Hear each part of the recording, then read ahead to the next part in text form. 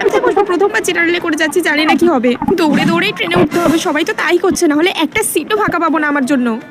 উফ বাবা কি গরম। এটা কি করছে লোকটা? কোথা দিয়ে চলে আসে কে জানে, এই লোকগুলো ভাল লাগে না।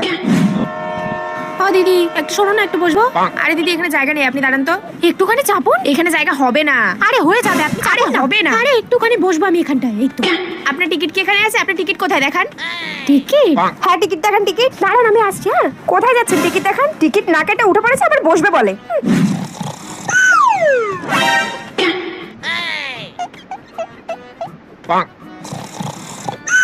আরে ও দাদা কি করছেন? উঠে বসুন না, মেয়ে দেখলে কি গায়ে পড়তে ইচ্ছা করে? আপনি জেনারেল ছেড়ে প্রাইভেট ট্রেনে যান বা এসি ট্রেনে যান, জেনারেলে এমনই হয়।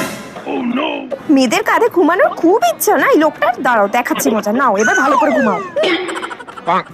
আর বলিস না, সেদিন একটা জামা কিনেছিলাম না, জামাটা খুব ভালো এসেছিল। তাহলে তুই পাল্টাস না, ভাল লাগবে, ওটাই রাখ। সেটাই ভাবছিলাম।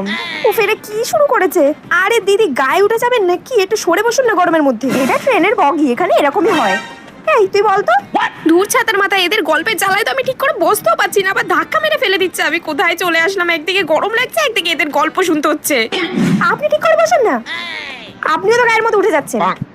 কি অদ্ভুত, আপনি নেমে যান না। দূর কি জ্বালায় পড়েছি, ভালো লাগে না। ফাইনালি ট্রেনটা